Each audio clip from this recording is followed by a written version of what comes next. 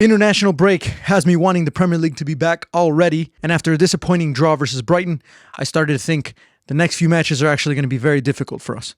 We have Tottenham on the 15th, Atalanta on the 19th, and Manchester City on the 22nd. All three of them are away matches, and I think we need to take it one game at a time. So that brings us to the question, what do Arsenal need to do to get past Tottenham and get back on the win streak? So first of all, let's take a look at some potential lineups for Arsenal. We do have some key players missing, which means we need to make some unusual adjustments. Declan Rice suspended because of the red card at Brighton. Mikel Merino injured and out for a couple of months, and then we will probably not have Gabriel Jesus available as he's expected to come back sometime around mid to late September. Ricardo Calafiori could also potentially be out as he just got injured playing for Italy during the international break, although I think Calafiori being out does not affect us as much as not having Gabriel Jesus available, and I'll explain why in a second. So the first potential lineup will have the same back line in both. I think the difference here is we're going to be playing with a double six, Jorginho and Partey, just because we want to keep Kai Havertz as a center forward since we do not have a backup in that position. So although we would be playing with two traditional sixes, it allows everyone in the back line plus everyone from Odegaard up to be in their natural positions. So if we look at the next lineup, I'll explain exactly why I don't think Arteta's going to go with both Partey and Jorginho on at the same time. Same back line as the first. The main difference here is we're going to have to play with a center forward who's not a traditional center forward. I do like putting Kai Havertz as a central midfielder because I think he's going to minimize some of the threats that Tottenham has, but I think the main reason why Arteta's going to go with this lineup is because Arteta really likes to play with the inverted fullback. So in the last couple of matches, Jurrien Timber starts in the back line as soon as Arsenal have possession and are starting to build. Jurrien Timber will slip into the midfield next to Partey and will play with those two guys as a double pivot. So I don't think it makes sense to have Jorginho and Partey both in there because then Arsenal will have to build with the traditional four, and I think Arteta really likes building with the three. I also think neither Thomas Partey or Jorginho have been consistent and convincing, so it's more likely that he's going to choose only one. The main issue with this lineup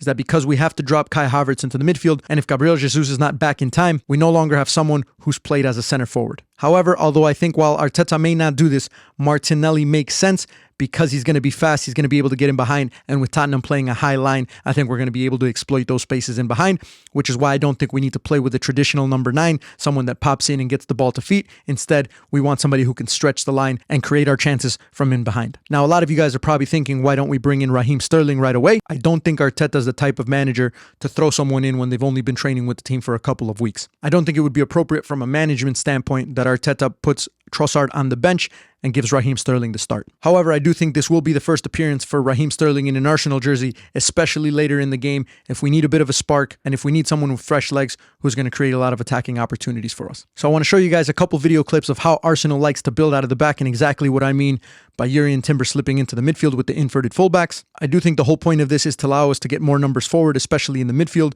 and if we can find Odegaard in really nice pockets to be able to go forward and play some through balls in, I think creates a lot of danger for the opposition. And I think in order to draw out the defenders, especially if they're not high pressing, maybe Thomas Partey or Jurrien Timber can slip into that space in the back line just to bring another Tottenham player out of position and then be able to find the gaps in the next line of the midfield. However, I would like Odegaard to play more as an 8 and leave Kai Havertz slightly higher up so that Kai Havertz can get into the box, but also so Martin Odegaard can draw out some defenders. Once he beats the press, play that ball in behind the back line. I really do think Martin Odegaard is going to be the key to unlocking Tottenham's defense, as I think it's going to create a lot of problems for Tottenham's back line. Here's another clip of the build-up. Same thing, although we need to be careful out of the back, especially if Tottenham starts to high press us, because if we lose the ball, we're going to give up a lot of opportunities in the transition.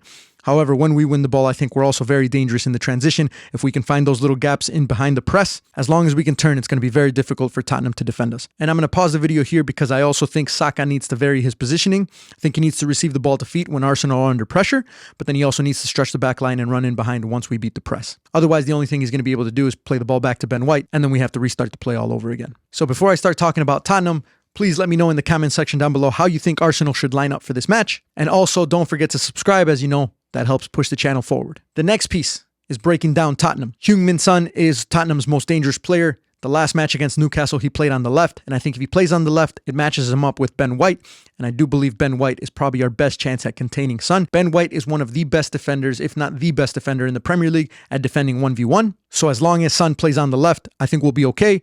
If Tottenham was smart, I think what they would do is put Son on the right. That way he can exploit the space that's left behind when Jurrien Timber plays into the midfield and plays as the inverted fullback. I think in the transition for Tottenham, before Jurrien Timber can recover, getting the ball out to Heung-min Son is going to present a lot of problems for Arsenal. I hope they don't do that, but you never know. Big Ainge and his coaching staff are listening in to The Next Goal Wins TV. The next bit, I think, is trying to limit James Maddison's impact. I think he's going to be their most creative player. And I think that's why it's so important to drop Kai Havertz into the midfield, because with his high work rate and his energy, he's going to be a handful for James Maddison. He's going to apply a lot of pressure, and I think it also frees Martin Odegaard from having to do so much defensively. So in the counter press, once we win the ball, if we can get it quickly to Martin Odegaard, I think, again, it gives us an opportunity in the transition to be able to score. The last piece of this all, I think, revolves around Tottenham's biggest weakness, and that's their high line. It can work at times. It can allow them to regain possession of the ball, but when it breaks down, there's so much space in behind that I think a team like Arsenal in the transition is just going to be so dangerous. And especially when we have a player like Martin Odegaard, who I truly believe is one of the best, if not the best, number 10 in the world right now. I think he's going to be able to unlock Tottenham's defense, as long as the rest of the Arsenal players can be on top of their defensive responsibilities and give Odegaard a little bit more room just to create. So I'll play the clip of the game winner that Newcastle scored against Tottenham. And this is exactly what I think Arsenal need to do. Find the player in the midfield, break that press initially. Once we break that press, have runners going forward, get in behind. And as long as we get in behind with a couple of players, it should be a square ball for a tap-in, and Arsenal should take all 3 points. I think ultimately Tottenham is going to be a good test to see exactly where we are. If we are truly going to compete to win the Premier League, we have to beat Tottenham. And if we can't get past Tottenham, I think it's a sign that our early struggles are going to cost us later on, especially with the way that Liverpool and Manchester City have been playing recently. I think we cannot afford to have 2 draws in a row or a draw and a loss, because we already know the other teams in the race are very rarely going to drop points. So let me know what you guys think in the comment section down below. For all the Gunners out there, let's hope we get the 3 points against Tottenham.